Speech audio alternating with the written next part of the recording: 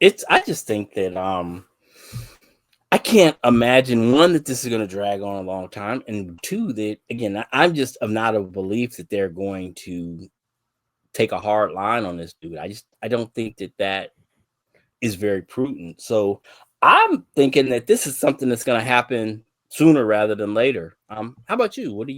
What is your read on it? I mean, we went through the list of quarterbacks and like the comparison of the numbers. And there's the flashy number that they're gonna want to throw out there so that the media can run with it with all these years and all this money when we know that the only thing that really matters is the guarantee. I think there was this discussion, does he raise the market? Does he, and that was the discussion at the beginning of the year, if he has a year like he did the previous year, does he all of a sudden become the highest paid quarterback in the NFL? And obviously that didn't happen. So we're at this point where, what does that contract look like? Do you just get to Trevor Lawrence like we had been talking about? I think the Niners, are okay. So my biggest worry is Parag. I think that should be everybody's biggest worry because he is going to his MO, let's say, is to sort of be the defense lawyer in the situation. It's almost like baseball arbitration, right? Like you go to arbitration and you basically argue for yourself, and then the arbitration lawyer tells you all of the bad things about your skill set and why you shouldn't make the money that you want. And I almost feel like Parag is kind of similar to that. So if we look at the average per year, if he gets to, let's say, Jalen Hurts, Lamar Jackson, Justin Herbert, Jared Goff, Tua, if he gets to around 53 or slightly less than 53 average per year, do you think that does it? Or do you think they're going to have to go higher, more to the Trevor Lawrence, Jordan Love, Joey Burrow average per year? I think that I don't know necessarily about those contracts, Dak and Burrow and those guys. For me, like I've said before, I just think that Trevor Lawrence number is where, if I'm his agents, that's where So I start. he's 55 per year and a total guarantee of 160 million. I think that's where we start. And I know I wouldn't go much below that. Now, I think the negotiation part where you hear people talking about that 180 million guarantee, I think that gets it done. I would think that if they come with a strong offer in that ballpark, that this thing wraps quickly. But if they, balk about, being around 160 or worse yet, want to, slide him in below that. Like I've heard people talk about the 130 number with two. I just think that's crazy. I don't, making, I don't know that there is an apples to apples comparison on the concussions and Brock's elbow. I just don't, you know, could he have problems with that elbow going down in the future? Yes.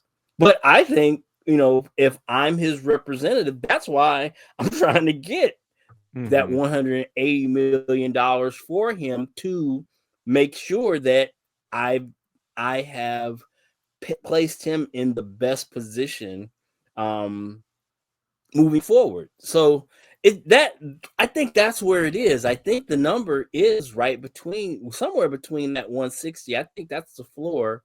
And I think 180 gets, I think I saw both Kruger and Barrows talk about the 180 number. I think that gets it done. If they come strong with that number, I don't think that there's much, you get to talking about how it's structured, and like Lawrence's is structured crazy where it's like his guarantees are tiered to where they're like 6 years out in terms of how they hit the cap, which, is smart because, it makes it more palatable for the team. And I would imagine that, Brock and his agents would be amicable to make it, as if they give them the number that they want.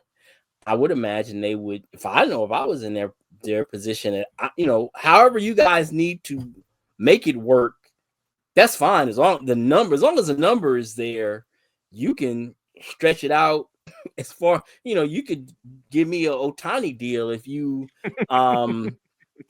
give me the number that I'm looking for. I don't really care how we get there, as long as I get my money guaranteed. So that would be interesting. But again, I just hope they don't let this thing drag out into March and April. And God forbid that we get to training camp and we're still talking about Brock Purdy's contract.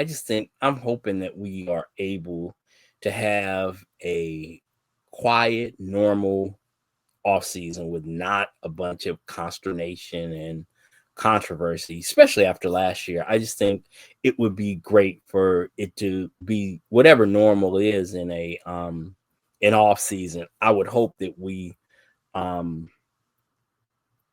they strive to create that type of environment and get our free agents taken care of early, or let us know that they're moving on and moving into a different direction. And then, we get into the whatever they do in free agency and then the draft, that it's smooth and not just a bunch of, rancor and just discord. I would love an off season like that. And Yeah. Brock is the guy to make that happen. So I'm using the over the cap total guarantee numbers.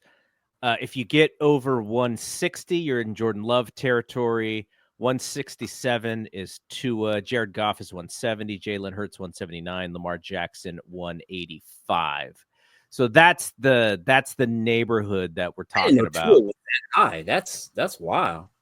Yeah, his fully guaranteed. I don't know the difference between the total guarantee and the fully guarantee. His fully guaranteed number is lower than all of the guys that I just mentioned, but his total guarantee is higher. The fully is money that he gets no matter what, and then total guarantees includes anything guaranteed, salary that's guaranteed for injury, which is flexible, because those guarantees end up being like, if you're on the roster by March 1st, they can cut you, or those situations where they if you make it through the season, those situations where they will sit guys, to make like we did with didn't we end up doing that with Jimmy, where we didn't want to play him because if he would played bonus past this thing, it would have kicked in. So then we just we put him on ice so that those injury, you don't want to like twist an ankle and be like, that money is I'm guaranteed for injury. So yeah, so it'll be interesting to see what that comes out to. But I just, those that Love and Lawrence and those guys, I think that he is right there in that ballpark. And as whatever, however deserve goes into those contracts. I don't know that worth and deserve necessarily factor in to contracts. The example I use is, we have this guy, just signed $765 million contract in baseball. Does he deserve, or is he worth that? I don't know, but that's what the market bears. So I think that has more to do with it than when we start talking about, well, he doesn't deserve that kind of. Well, who does? But it's what it is. So I think that he is, when you look at the comps, that's the neighborhood that he's in. He's for sure in that neighborhood.